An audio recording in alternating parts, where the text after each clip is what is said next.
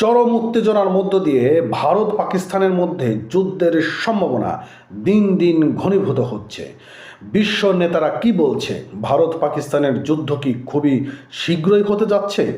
পরিস্থিতি কোন দিকে ঘনীভূত হতে যাচ্ছে? বন্ধুরা, ভিডিওটি কন্টিনিউ করবেন। আপনারা জানেন যে দুই দেশের সীমানায় ব্যাপক হারে সেনা, ট্যাঙ্ক, যুদ্ধবিমান এবং ক্ষেপণাস্ত্র মোতায়েন করা হয়েছে। এই উত্তপ্ত পরিস্থিতির মধ্যে দিয়ে ভারতীয় নৌবাহিনী একটি মিসাইল ধ্বংসের সফল পরীক্ষা চালিয়েছে, যা তাদের প্রতিরক্ষা সক্ষমতার একটি বড় নতুন মাইল ফলক হিসেবে বিবেচনা করা হচ্ছে। এদিকে ভারতের সম্প্রতি পদক্ষেপের জবাবে কড়া প্রতিক্রিয়া জানিয়েছে পাকিস্তানও এখন পিছিয়ে নয়। প্রধানমন্ত্রী শাহবাজ শরীফের নেতৃত্বে জাতীয় নিরাপত্তা কমিটির এক বৈঠক ঘোষণা করা হয়েছে এবং ভারতের সঙ্গে সব ধরনের দ্বিপাক্ষিক বাণিজ্য বন্ধ থাকবে এবং পাকিস্তানের আকাশসীমা ভারতের জন্য নিষিদ্ধ করা হবে, যদিও শিখ ধর্ম অবলম্বীদের জন্য বিশেষ ছাড় দেওয়া হবে এখানে। এদিকে বিশ্ব নেতারা কি জানিয়েছে? মার্কিন যুক্তরাষ্ট্র থেকে শুরু করে ইরান থেকে শুরু করে আরব বিশ্বের যত নেতারা রয়েছে কি বলছে, এবং জাতিসংঘের মহাসচিব অ্যান্তোনিও গুতেরেসও কি বলছে? তারা বলছে যুদ্ধ কখনো সমাধানের পথ নিয়ে আসতে পারে না। যুদ্ধ যদি হয় তাহলে সেটি হবে এক মরণাত্মক যুদ্ধ। সেখানে লক্ষ লক্ষ মানুষের প্রাণহানি হবে শুধুমাত্র তাদের খামখেয়ালির কারণে। এদিকে নরেন্দ্র মোদী বারবার দোষারোপ করে আসছে যে এটা পাকিস্তানের বিচ্ছিন্নবাদীরা এই ঘটনাটি ঘটিয়েছে, কিন্তু পাকিস্তানের পক্ষ থেকে বারবার বলা হচ্ছে যে এই যে ঘটনাটি ঘটেছে এই ঘটনা কখনোই পাকিস্তান সমর্থন করে না এবং পাকিস্তানের ঘটনার সঙ্গে কখনোই জড়িত নয়। এবং শাহবাজ শরীফ তিনি তার বক্তব্যে বলেছেন যে ঘটনাটি ঘটেছে সেটি আমরা চাইলে নির্মূল করতে পারি, কিন্তু ভারতের প্রধানমন্ত্রী নরেন্দ্র মোদী বারবার পাকিস্তানের দিকে ইঙ্গিত দিচ্ছে এবং সিন্ধু নদের যে একটি চুক্তি ছিল সেই চুক্তিও তারা সেখান থেকে সরে এসেছে। অতএব সিন্ধু নদের চুক্তি থেকে সরে আসা মানে যুদ্ধকে ইঙ্গিত দেওয়া যে হ্যাঁ আমরা যুদ্ধের জন্য প্রস্তুতি রয়েছি।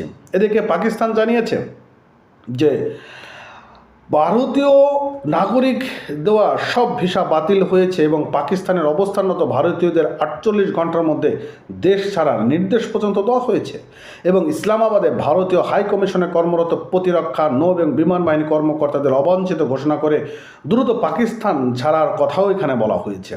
পাশাপাশি হাই কমিশনের কর্মকর্তার সংখ্যা প্রায় 30 নামিয়ে আনার নির্দেশ দেওয়া হয়েছে, যা সম্পন্ন করতে হবে 30 এপ্রিলের মধ্যে। তাহলে পরিস্থিতি সত্যিই ঘোলাটের দিকে যাচ্ছে। আসলে এটি যদি দ্রুত নিয়ন্ত্রণ না হয় এবং কাশ্মীরের যে অবস্থা সেটি যদি একটা মীমাংসার মধ্যে না আসে তাহলে পরিস্থিতি কিন্তু খুবই ঘোলাটার দিকে যাওয়ার একটি বড় সম্ভাবনা রয়েছে।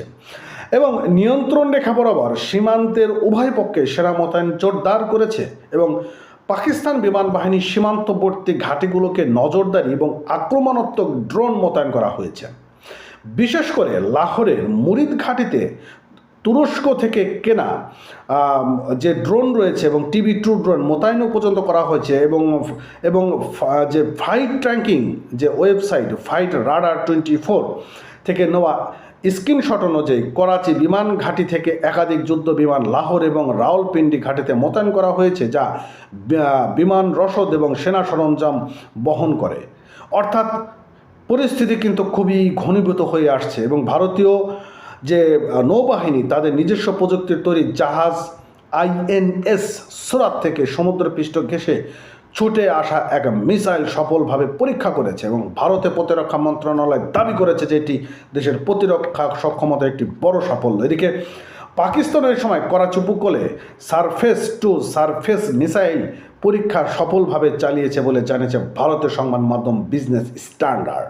অতএব যত সময় যাচ্ছে ততই ঘনীভূত হয়ে যাচ্ছে এবং ভারত পাকিস্তান হয়তোবা যুদ্ধর দিকে নাও যেতে পারে, কিন্তু পরিস্থিতি কিন্তু খুবই ঘন হয়ে আসছে। কারণ কাশ্মীরে যে পেহেলগামে নিহত পর্যটক হত্যার ঘটনা, এই উত্তেজনার মধ্যে ঘি ঢেলে দেওয়া হচ্ছে।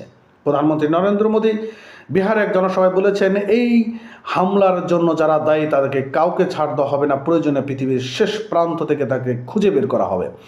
এটির কথা তিনি বলেছেন, চমৎকার কথা, তার ভূ রাজনীতি তিনি বলতেই পারেন, কিন্তু পাকিস্তানকে দোষারোপ করাটাও যদি তাদের হাতে যেহেতু কোনো ধরনের প্রমাণ নেই, অতএব পাকিস্তানকে এভাবে দোষারোপ করতে পারে না এবং পাকিস্তানও তাদেরকেও নমনীয় হতে হবে, ভারতকেও নমনীয় হয়ে এই যে বিচ্ছিন্নবাদী যে দলগুলো রয়েছে সেই দলগুলোকে প্রতিহত করতে হবে দুই রাষ্ট্র মিলে, কারণ এই বিচ্ছিন্নবাদীরা সকল রাষ্ট্রের জন্যই কিন্তু একটা ক্ষতিকারক। অতএব বিশ্লেষকরা যে জিনিসটা একটা ধারণা করছে যে যুদ্ধের সম্ভাবনা রয়েছে 2%, তবে 98% যুদ্ধের সম্ভাবনা নেই বললেই তারা বিভিন্নভাবে পর্যালোচনা করে বলেছে।